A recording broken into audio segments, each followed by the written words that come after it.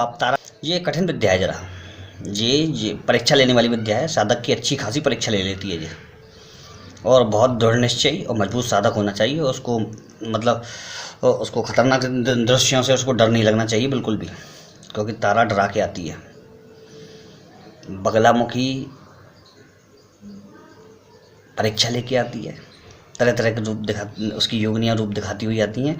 तारा डराती हुई आती है। माता लक्ष्मी लोभ दे के आती है, माता लक्ष्मी लोभ दे के आती है। हर काली माता मतलब आपको एक तरह से भयंकर आपदा दे करके आती है। अगर उस आपदा को आपने संभाल लिया तो आपको वो विद्या सिद्ध हो जाती है। लोगों को ये मालूम नहीं, ये हर किसी से मंत्र ले लेते हैं और उसको करने बैठते हैं तो बहुत परेशानी होती है। बाद में मेरे पास फिर फ़ोन आते हैं इन लोगों के कि साहब ऐसा ऐसा एक बार ले लिया किया तो रात में ऐसे ऐसे हमारे पास परछाई आने लग गई, उस दिन से खड़ी हो गई, वगैरह वगैरह बहुत चीज़ें। तो इसमें मित्रों ये विद्या उन्हीं से लेनी चाहिए जो जिनके बारे में बारीक जानकारी रखते हैं। तारा के बारे में आपको बता रहा हूँ। तो जो तारा देवी हैं, तारा माता महाविद्या हैं। जो उनका मंत्र है,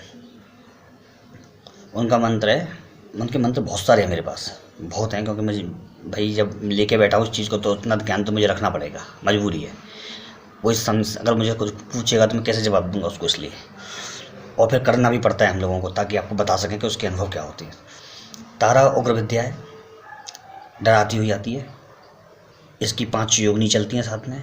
वो 5 योगिनी आदमी को पहले परीक्षा ले लेती हैं, भूत भविष्य वर्तमान दिखा देती हैं आराम को आदमी का पूरा तिया पाचा हो जाता है तो वो चीज़ से सावधान रहो भैया, हम जैसे तो जेल जाते हैं तो जो 5 योगिनी हैं, कुटकुटा, भैरवी, महापिंगलाक्षी, ये सब चलती हैं उसके संग। तो मित्रों ये चलने के संग, और इनके जो तारा के भैरव हैं यानी शिव हैं, वो हैं अक्षौम्य भैरव। ठीक है, तारा के जो भैरव हैं अक्षौम्य भैरव हैं। और जो तारा की वैसी शक्ति है, जो मतलब वैसी अवतार में शक्ति है, जो वैष्णवी अवतार में, वो है मत्स्य अवतार की शक्ति। मतलब उग्र होने के संग संग भी बहुत सौम्य। जी एक रहस्य जी आपको हर कोई नहीं बताएगा, अंदर की बातें हैं जी, क्योंकि इनको बताने में टाइम लगता है। लोग अपने टाइम को पैसे में बेचते हैं, तो पैसे में तो मैं बेच नहीं सकता हूँ अपने टाइम को, तो मुझे आपको बताना है। मत्स्य अवतार की शक्ति चलती है इसके साथ। तारा का मंत्र है ओम स्त्रीम हूम फट, ओम स्त्रीम हूम फट। जी तारा का एक सौम्य मंत्र है, ओम स्त्रीम हूम फट। तारा का बीज मंत्र कर सकते हैं आप, 12 लाख कम से कम करना पड़ेगा। Stream stream stream stream STREEM। ठीक है साहब, ये है तारा का बीज। 110 दिन कम से कम मान के चलिए साधना को। और तब तक भी अगर आपको कुछ उसका वो तेज़ रिजल्ट नहीं मिलता तो उसके बाद इसको लगातार कीजिए। साधनाओं में हारना नहीं चाहिए, हारने वाले इस क्षेत्र में आना नहीं चाहिए। तलवार होती है तलवार, साधना दुधारी तलवार है, इधर से लगे तो गए और इधर से लगे तो गए, ऐसी चीज़ साधना। एक दीपक जलाएं तिली के तेल का, एक धूपबत्ती लें। अगरबत्ती किसी साधना में नहीं चलेगी मेरी में, ध्यान रखना। एक धूपबत्ती लें, धूपबत्ती जला दें, दीपक जला दें, थोड़ा सा पानी लें, ओम नमः शिवाय इस तरह से बोल करके 11 बार ओम नमः शिवाय, ओम नमः शिवाय, ओम नमः शिवाय, ओम नमः शिवाय, ओम नमः शिवाय, ओम नमः शिवाय, ओम नमः शिवाय 3 बार ताली बजाएं, पानी छिड़कने के बाद चारों तरफ। अक्षौम्य भैरव मेरी रक्षा करें, अक्षौम्य भैरव मेरी रक्षा करें, ये बोल करके आसन पे बैठे। लाल आसन होगा, काला ले सकते हैं लेकिन लाल बढ़िया रहेगा, क्योंकि अगर आप ग्रस्त हैं तो लाल आसन बढ़िया रहेगा। थोड़ा सा ध्यान यहाँ पे करें, स्त्रीम स्त्रीम स्त्रीम स्त्रीम इस तरह। और थोड़ा सा यहाँ पे करने के बाद आपकी तंद्रा खुल जाएगी। ओम का चाहे तो 3 बार उच्चारण कर सकते हैं, ओम को जो मैंने बताया लंबा वाला ओ,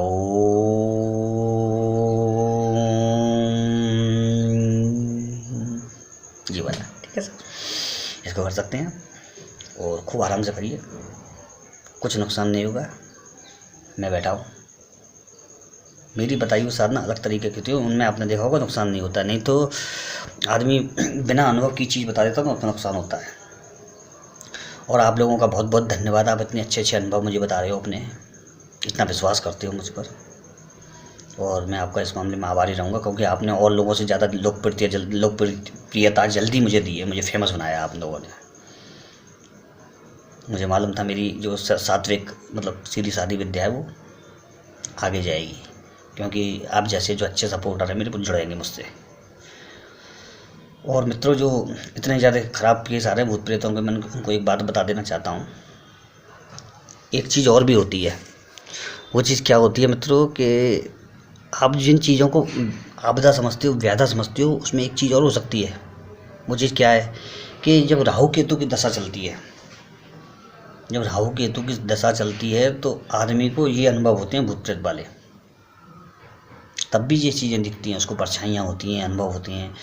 तो ये दशाएं जब लंबी लंबी दशाएं चलती हैं ना, महादशाएं, अंतरदशाएं, तो इसमें भी उनको अनुभव होते हैं। तो थोड़ा सा पाठ ग्रह का भी करें। अगर उनको और चीज़ों से शांति नहीं मिल रही तो ग्रह का पाठ करें। नवग्रह स्तुति कर सकते हैं, नवग्रह स्तोत्र कर सकते हैं। ओम ब्रह्मा अमरादित्य प्रांतकारी भानु शशि भूमि सुतोपदश्च गुरश्च शुक्र शनि राहु केतु कुर्वन्तु सर्वे मम प्रभावम सर्वे ग्रह मम पीड़ा नाशम करंतु। तो इस तरह कर सकते हैं, ये कर सकते हैं, ठीक है। दूसरा ये कर सकते हैं, लंबी जो नवग्रह की पूरी स्तुति है। श्री गणेशाय नमः। जपा कुसुम शंकाशम काच्यपीयम महत्कृतिम तमोरी सर्पापग्नम प्लम तोष्मी दिवाकरम दधीशंकम तुषाराव क्षीणोद्यायनम संभवम तम नमामि शशिनम सोमम संभोर्भूतम धरणी गर्भ संभूतम विगत कांति संपन्नम तस्त्यात्तम तम मंगलम प्रणहाम्यम। ये अभी ये मैंने मंगल तक किया है, इस तरह से पूरी ले। जैसे सूर्य का ये श्री गणेशाय नमः। जपा कुसुम संकाशम काश्यपेयम महद्गतम तमोरी सर्पापग्नम प्लम तोष्मी दिवाकरम, ये सूर्य का है। इसी तरह लयबद्ध एक एक छंद नवग्रह का आ जाता है, समझ गए ना। इस तरह से किया जाता है। बहुत अच्छा स्तोत्र है ये। मात्र एक बार ये और एक बार वो ब्रह्मा अमरादित्य प्रांतकारी, ये वाला कर लीजिए। 2 पाठ अपने रोज कीजिए अपने, आपको उस चीज़ में आराम मिलेगा। तत्काल आराम पाने के लिए इन चीज़ों में सूर्य नारायण की आराधना कर लीजिए आप। सूर्य नारायण की आराधना कर सकते हैं तो उसको करिए आप। जल चढ़ाइए, ओम ह्रीम घृणी सूर्य आदित्य श्रीम, या फिर ओम सूर्याय नमः, ओम घृणी सूर्याय नमः। इस तरह से पानी पे छींटे पड़े पैर पे, कोई चिंता मत करना, क्योंकि वो गिरेंगे ही, वो किसी भी तरह कर लेना, इसलिए ये चिंता ना करें। पानी सामने ही डालें आराम से।